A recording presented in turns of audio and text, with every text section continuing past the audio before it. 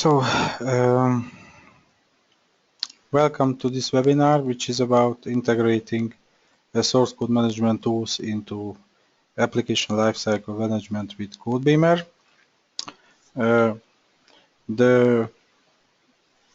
This webinar will start with some slides and explanation, and then we will continue with live demonstrations. And at the end of the session, you can have questions. The webinar recording will be available in our website, and please take a look to the upcoming webinars, which are also very interesting.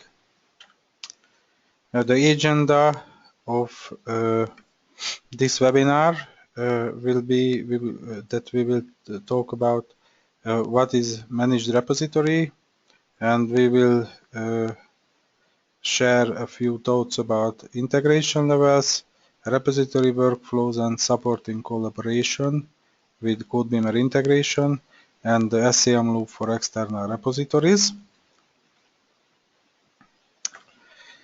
A few words about Intland software. Intland software was founded in 1998. It has its headquarters in Stuttgart, Germany. It has also office in Silicon Valley, US, and it has close partners in Korea and Taiwan. The codeBeamer is the main product of Intland, which has many features, including requirements management, software development management, quality assurance and test management, demand management, IT operations. We have several large customers from various industries. We have clients and customers from automotive industry like Daimler and Ferrari and others, from the high-tech industry like Festo, Fujitsu, from defense. The US Army is also one of our customers, but also the Ministry of Agriculture, and from finance. We have also customers from medical industry like Siemens and Thermo Fisher and others, and many others like the Bundeskriminalamt in Germany, which is the police.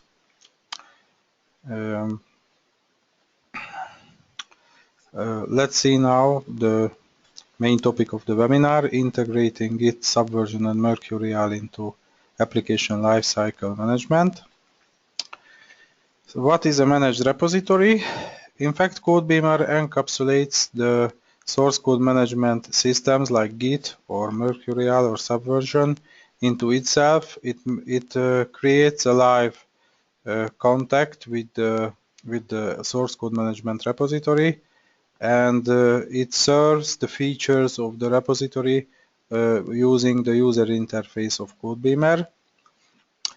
By this technical background, you can achieve a role-based repository access, in which you can control the access to the repository based on roles,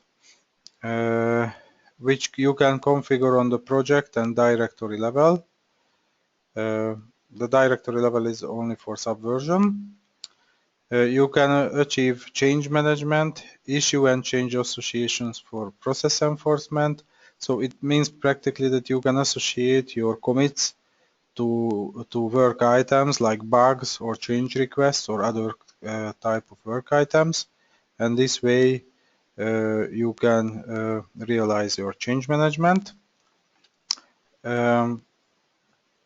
You can use different kind of authentications in order to access the source code management repositories. You can browse the commits on the repository in the user interface, and you can even very quickly you can find diff information of the commits.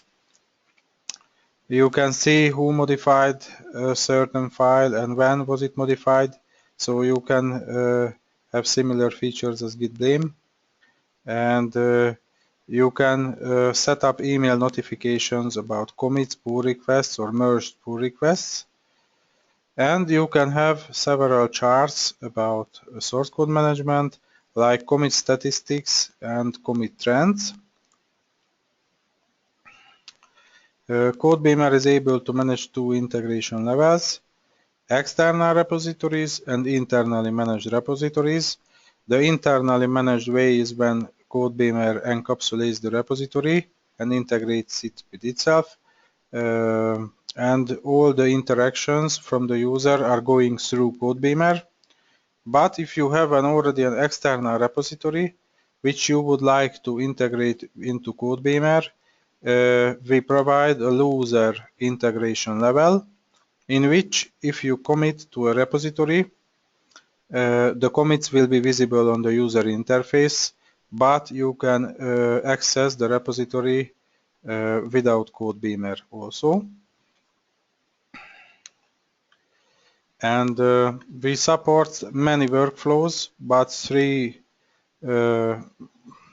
most popular workflows. I will mention three of the most popular workflows that we support: the central repository workflow, the feature branch workflow, and the forking workflow of source code management. The central repository workflow is a workflow in which there is a central repository managed by, let's say, codeBeamer, and all the developers clone this repository to their local environment, and they work on the repository, they change the file, and after they push their files, they commit and push their modifications into the central repository. The concurrent work is happening in the way that they always pull from the remote repository.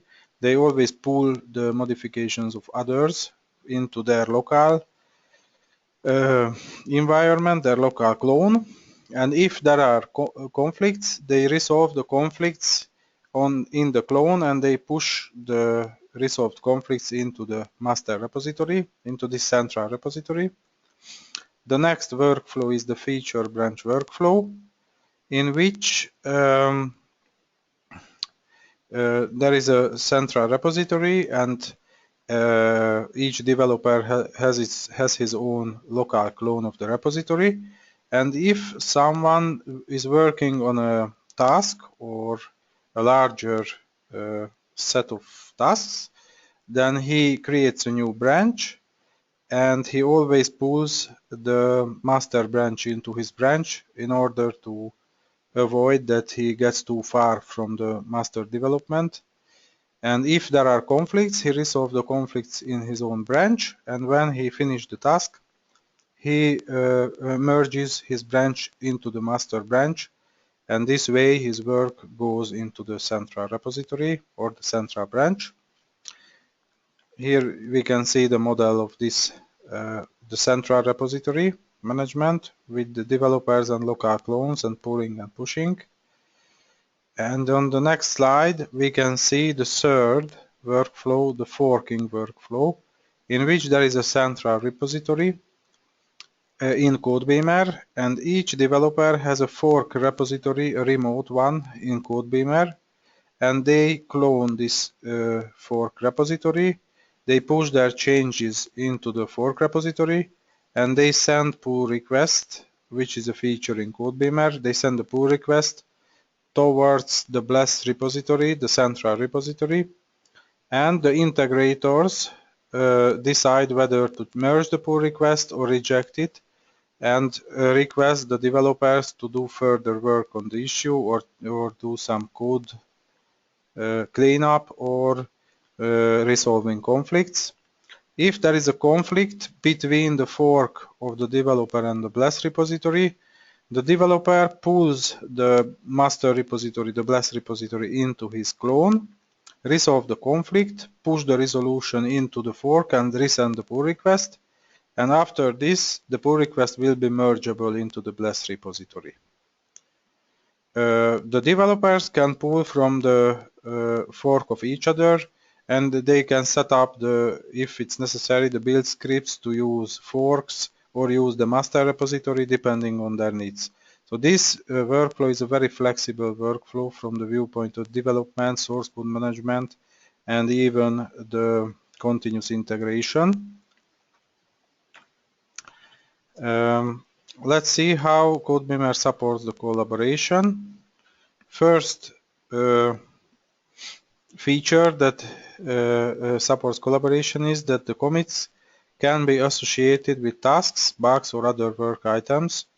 This is for change management.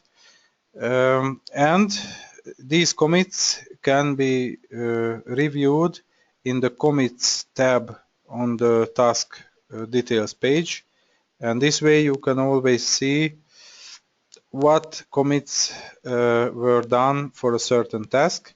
Even you can make code review on the level of task. The second one is manageable repository permissions. codeBeamer has a very flexible repository permission system. You can define the permissions on the repository level, but you can do it also on the branch level, and you can define whether the branch level permission set should be inherited from the mother repository or inherited from the repository from which this repository was forked. Or you can set up a default permission set for a branch that if a branch is created, then it inherits a default permission set. We also have a code review feature, which you can maybe you know it from Gerrit. The code review can happen on the pull request or on the individual tasks or other work items. We have a voting feature so that if there is a pull request, the integrators can vote on merging the pull request or rejecting the pull request, and we have a threshold of votes as a setting of the fork repository, and the pull request cannot be merged until this number of votes are collected. We have a notification system in which you can have an email notification about commits, pull requests, and merge events, merging a pull request. And we have several repository-related wiki plugins like commit trends plugin, lines of code plugin, and other plugins, which are charts and other kind of representation of data related to source code management repositories.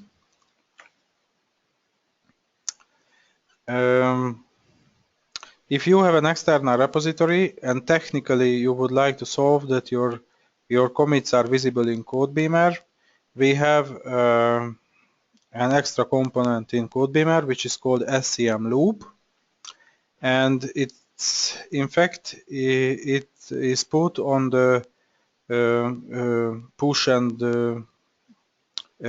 incoming hooks of the repository, and this way the hooks call the SCM loop script, which injects the commit information into a codeBeamer. So practically you customize the hooks provided to Git and Mercurial and Subversion repositories. This SCM loop is using the codeBeamer remote API to inject the commit information into the according repository, which is assigned to this external repository. This SCM loop keeps the consistency between external repository and codeBeamer data. So if there are new commits in the external repository, through the SCM loop, they are added to the codeBeamer repository. And SCM loop is available for all of the supported repositories, Git, Mercurial, and Subversion 2. Okay, now let's start the live demo. In this demo, we will present you the forking workflow. So we will create a new Git repository, we will make a fork, we will commit to the fork and send the pull request, and do some code review and merge the pull request into the blast repository. Here in this project we have two members. One is my user, who is project admin, and we have a test user who is developer. So the scenario is that the project admin creates a new repository, source code management repository, and the master repository, the blast repository, and the other, the developer user, will create a fork and use the fork to manage his development. So now we are watching the screen of the project administrator. So let's click on the SCM repositories page.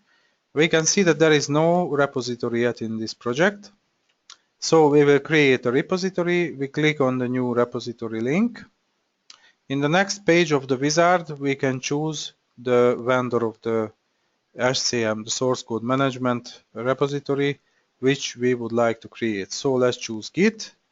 Let's click on the configure button. And on the next page, we can choose from creating a new managed repository or using an existing external repository. If we choose the existing external repository, we will have to set up the SCM loop component in order to integrate it with codeBeamer. If we choose to create a new repository, a managed repository, all this is done automatically by codeBeamer, and the newly created repository is encapsulated into codeBeamer. So let's click to next. On the next page, we can provide a name of the repository. So let's call it test git repository and date and time.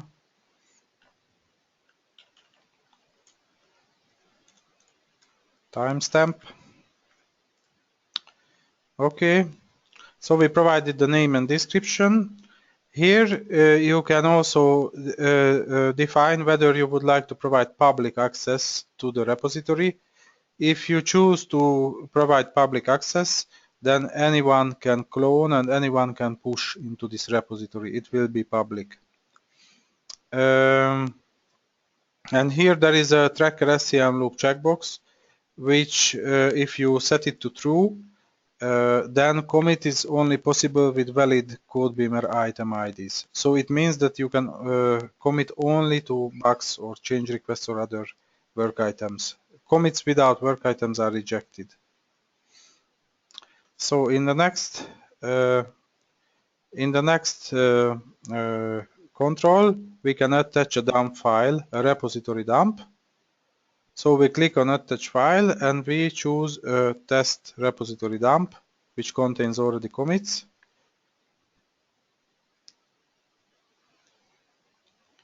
We upload the dump file.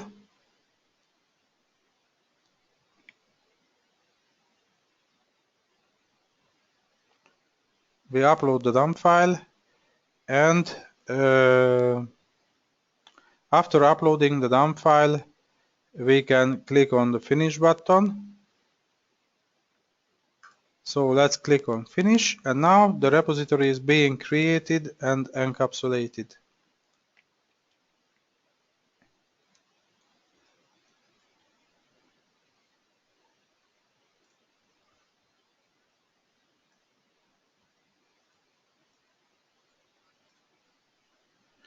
Okay, now the repository is created. So let's see the repository properties one by one.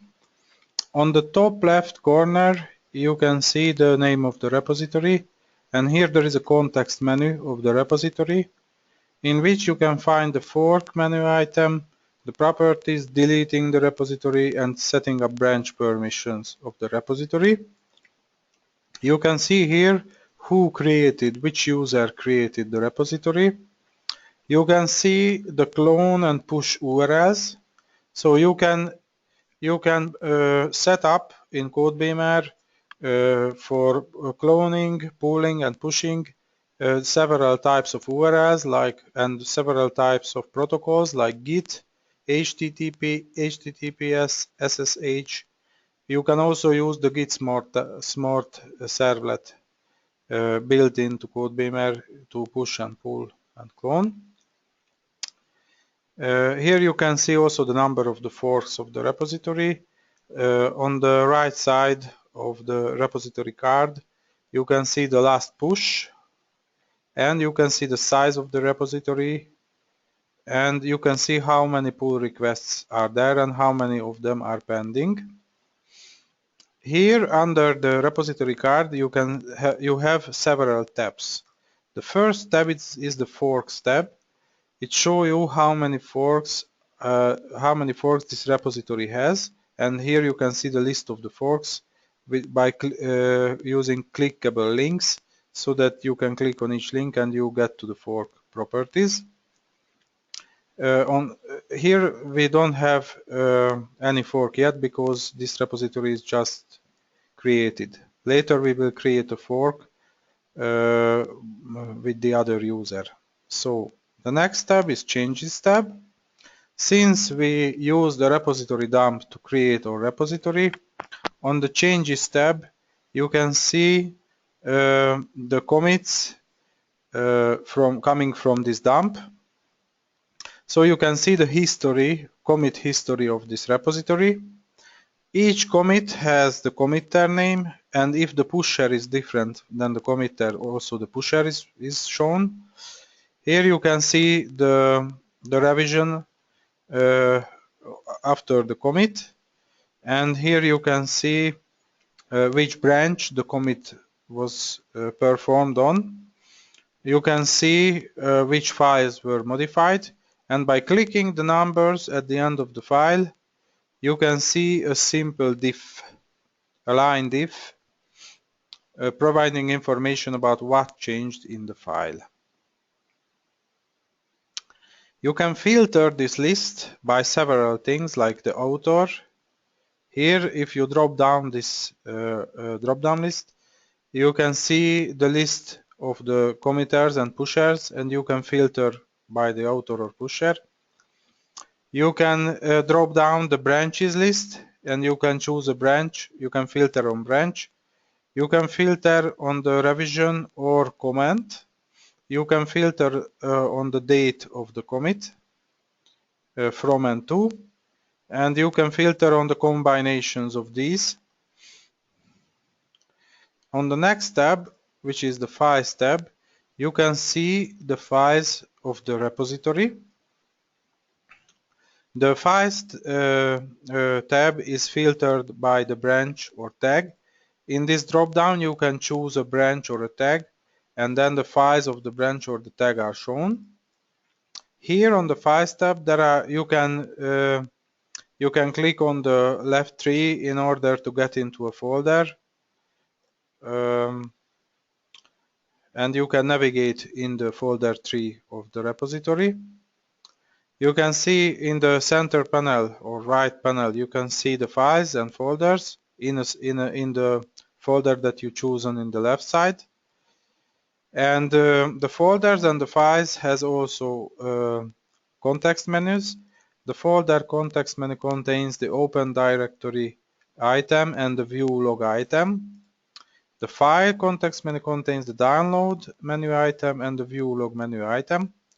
If you click on the view log, a file log page is displayed, and if you select on the left side two commits and click on compare selected revisions, now I click on this button.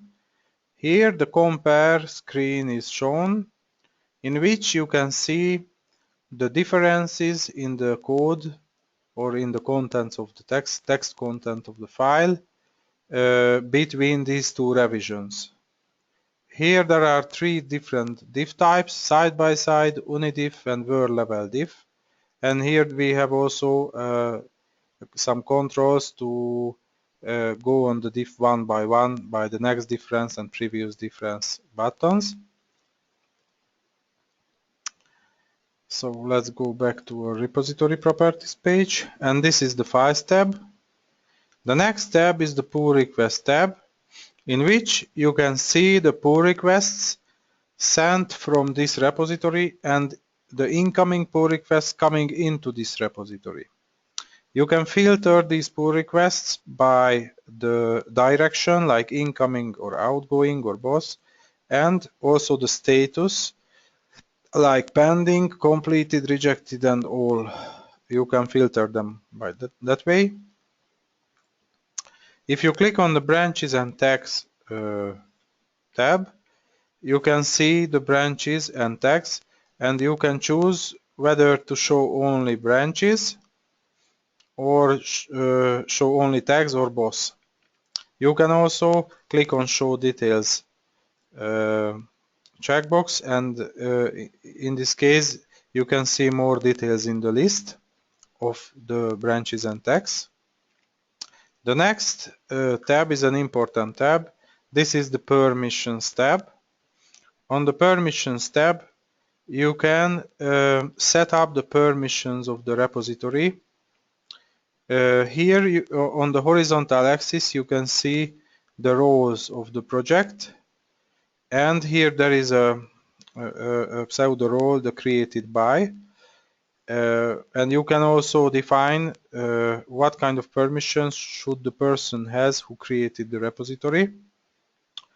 So in these permissions, since this repository is created and managed by the project administrator, we will give all the permissions for the project admin, and for as a first step we will revoke all permissions from everybody else. So we click or changes in the permissions, and now this repository is visible only by the project admin as the first step. The next tab is the notifications tab, and here you can set up which roles or users should get an email notification if something happens in the repository, like a commit arrives, or a pull request is sent, or a pull request is merged into the repository, or a pull request that was sent from the repository is merged into the target repository. And finally, we have the statistics tab, in which you can see the commit trends and the commits table. So that are the information that you can see on the repository properties page. And now we change to the view of the developer. So let's see what the developer can see in the repositories page. Now he is the member of this project, so he can see basically the resources of the project, all the resources that he is permitted to see. And here we can see that the developer cannot see anything because we revoked the permissions. So let's go back to the permissions tab of this master repository, and let's give the developer to the browse permission, which is viewing the commits and viewing the repository. So now we have saved this change in the permissions, and now in the repositories tab of the project, the developer can see the repository, this master repository. Here you can see that the clone and push URLs are displayed with strike through text.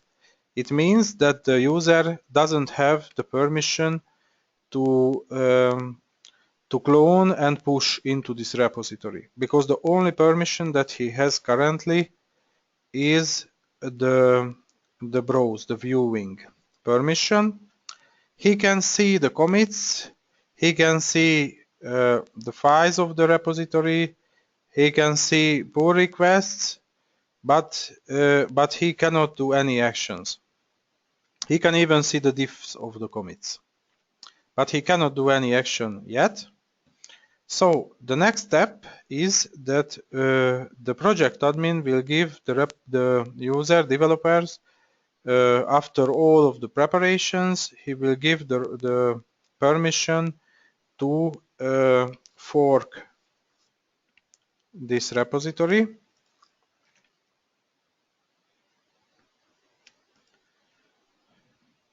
So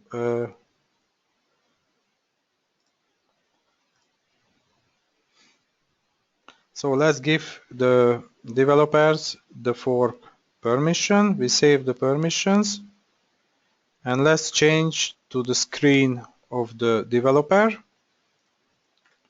If I reload the page, we can see that the fork link became visible in the repository properties page. So now the developer will fork this repository, will create his own fork of the repository. So let's click on the fork link. On the create fork overlay page, we can see that the developer can define the name of his repository. So let's call it fork1, and here we can also set up public access, and we can set the SCM loop. We can say that we want to push only with valid codeBeamer item IDs and commit and push only for members with SCM repository commit push permission. You can also set up the votes required in order to merge the pull request into this from the fork to the master repository. So let's click on the fork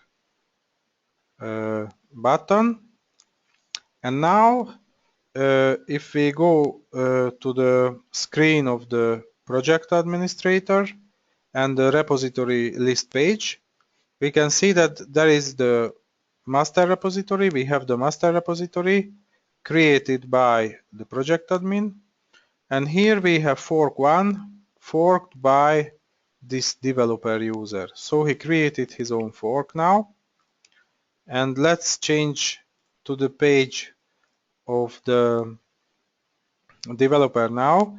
We can see that the changes tab is empty. The changes tab is empty because since the forking there was no any commits yet. So it means that practically the history of this repository begins with the forking operation. Okay, here we have the same tabs. Let's move to the permissions tab, and let's rearrange a little bit the permissions.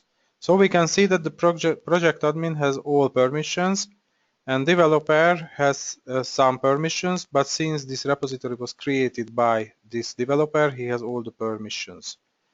But we will explicitly grant all permissions on this fork to the developer role. So now we have all permissions on this.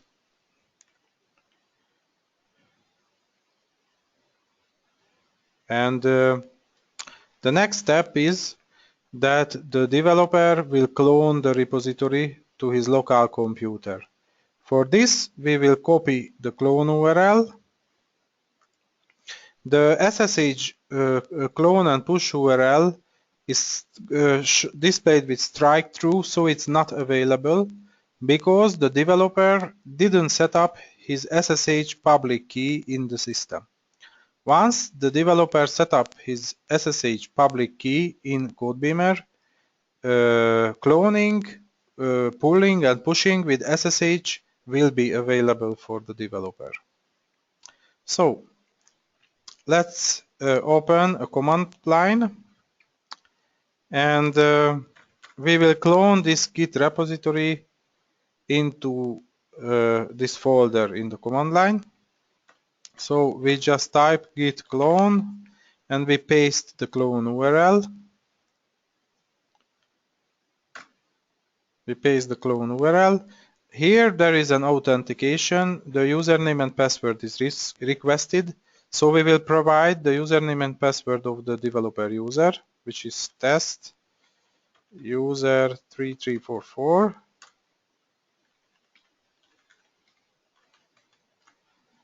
Okay, and now the fork repository is being cloned. Now the cloning is finished and we enter to this repository.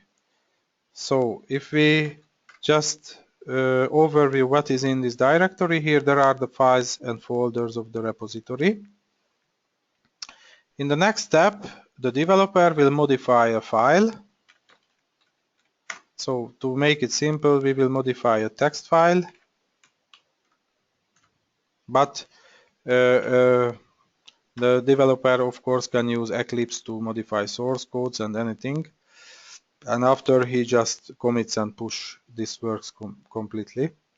So we add the line ABC, we save our work into the file, and now if we issue a git status, we can see that there is one modified file, infos.txt. We will commit this file, but before committing, one more thing, we go to the bugs tracker and we try to find the bug. Here there is test bug 1. We click on test bug 1. Here we can see the bug details page, and we simply copy the ID of the bug, and we will use the ID of the bug to assign or commit to this bug. So we will simply type hashmark the ID of the bug, which is test bug 1, and we will say test commit to test bug 1. Okay, that's the commit message. We committed now. Commit was missing, so this is it.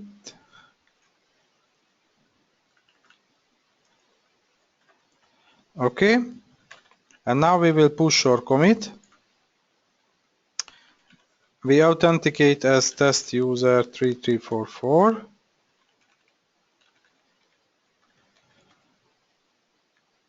Okay, now the commit and push was successful. So let's move back to our fork, and let's see the changes tab. On the changes tab, now this commit is visible in the changes tab in the commit list.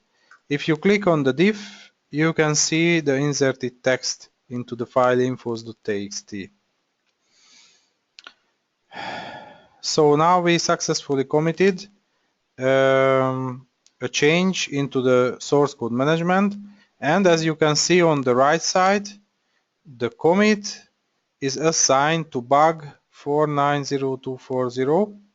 If you click on this link, you get to the issue details page of the bug, and on the commits tab you can see the commit. Here you can see the diff of the commit, and by using this bubble icon you can do code review. You can insert comments. You can insert comments into the source code, and here there are some user cards, and you can see your comments in the code. This way you can communicate over the code associated to a tracker item, to a work item like bugs and change requests. Okay, now we have our commit in the fork of the developer, and now the developer will send a pull request to the master repository with this commit. So the developer clicks the send pull request button. On the next page of the wizard, he can choose which from which branch to which branch he would like to send the pull request. We keep it as master because we have only this branch now, and here you can see the last commit on each branch, the source branch and the target branch too. And if you click on next, the user can define the summary of the pull request. You on the top left corner, and he can choose the integrators to notify by email on the right side, and he can provide the description. The default text of the description is the link of the associated issues. On this page you can see your change sets and also the files changed with diffs. So after providing the name, the description, choosing the integrators to notify, and possibly reviewing the files changed and the change sets, the user can finalize and send his pull request by clicking on the Send Pull Request button. So now I click on the Send Pull Request button, and now the pull request is sent. If we go back to the screen of the project administrator, and with his eyes we take a look to the master repository pull request tab, we can see that there is a new pull request, an incoming pull request, which is a commit to test bug 1, and on the right side there is a status indicator tablet which show you that this pull request is pending. It's waiting to be merged. The pull request is mergeable. There is no any conflict. The system is providing an automatic conflict detection, and if the pull request would cause a conflict in the target repository, target branch, then in this tablet you can see a conflict indicator with red color, and this way you can see that it would cause a conflict. And if a pull request causes a conflict, another tab is displayed in the pull request with a small wiki guide about how you can resolve a pull request in the fork workflow. So now the project admin or the integrator clicks on the pull request in the pull request list, and now we get to the pull request details page.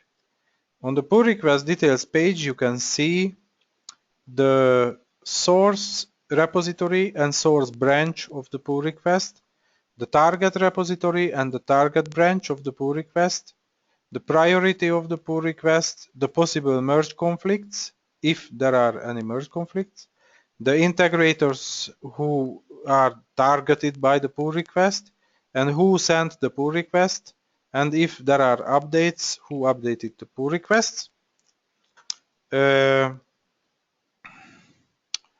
Here you can also see the change sets tab and all the changes that this pull request contains.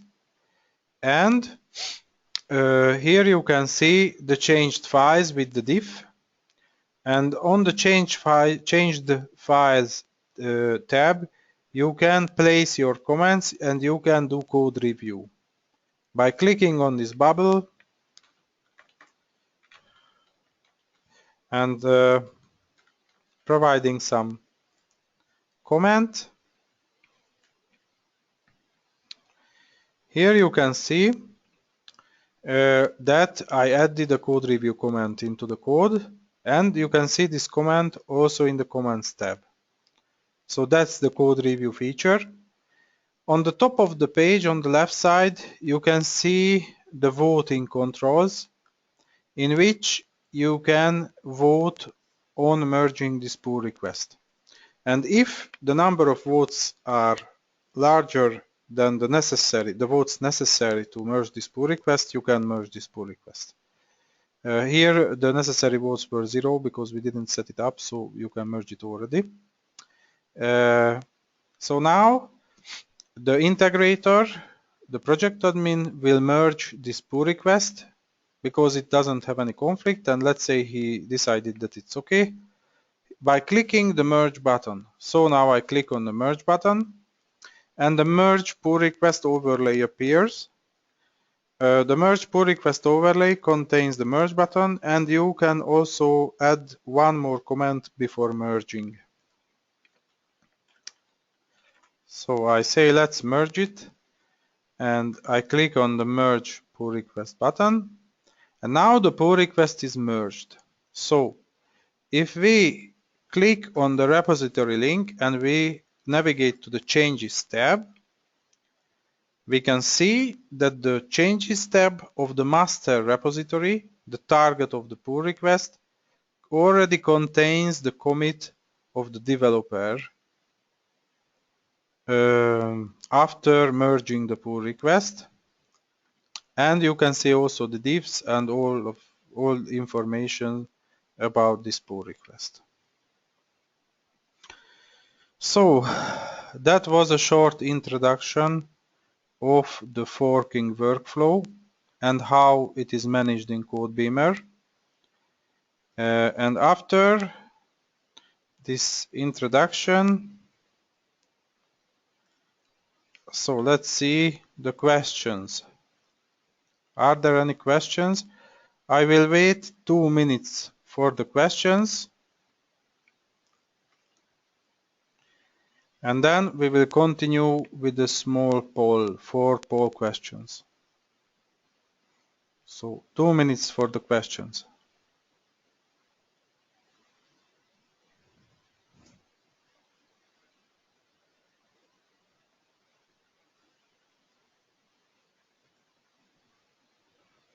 Okay, so thank you very much. I'm happy that it was very clear.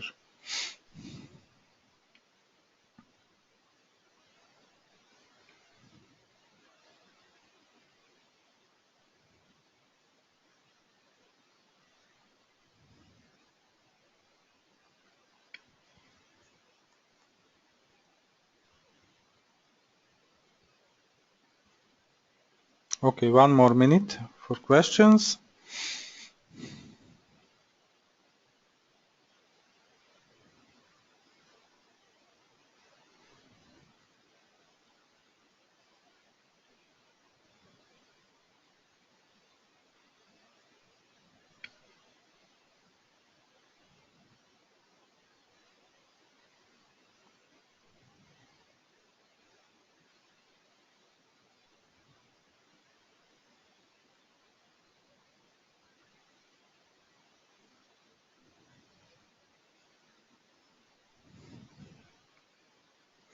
Okay, so there is no any question.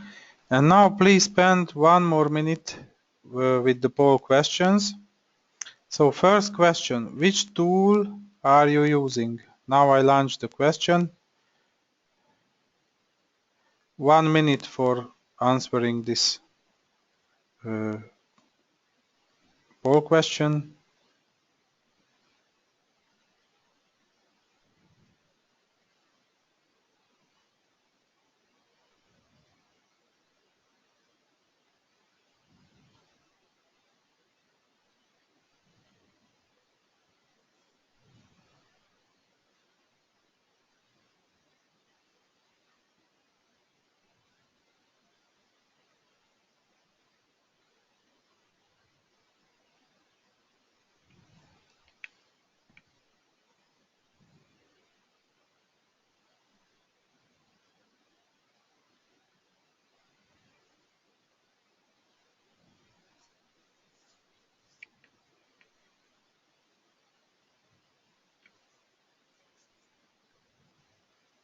Okay. Next question.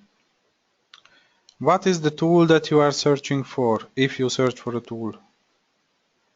So 1 minute for this question.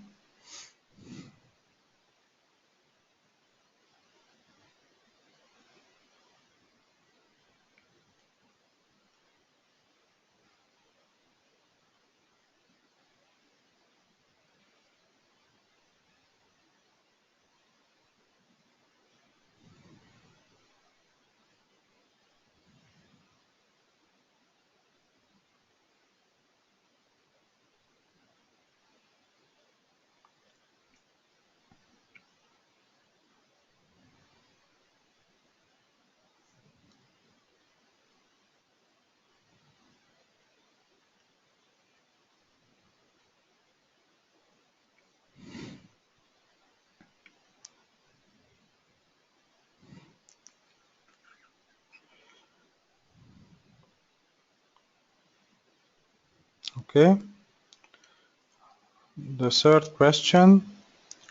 What software development methodology are you using? So 40 seconds for this question.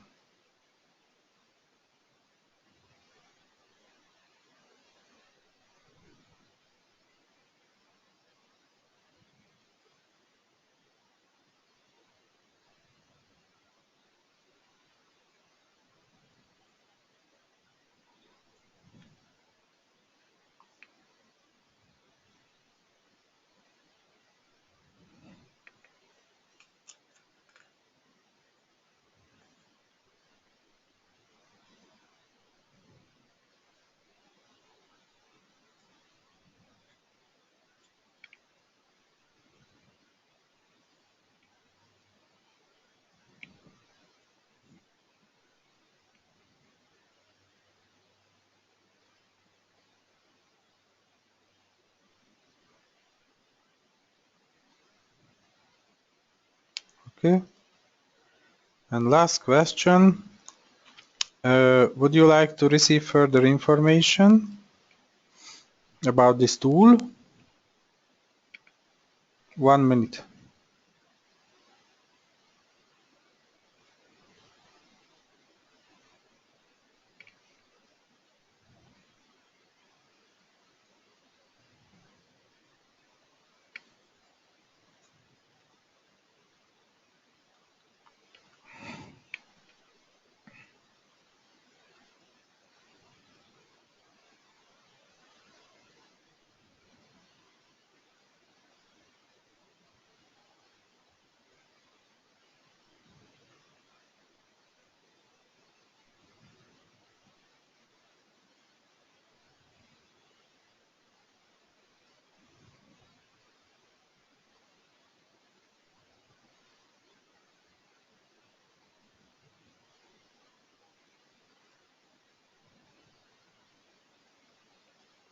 Okay. Thank you very much for answering these questions.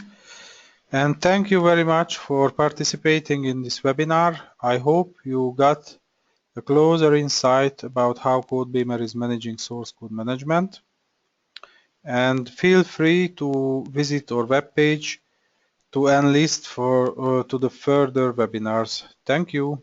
Bye bye.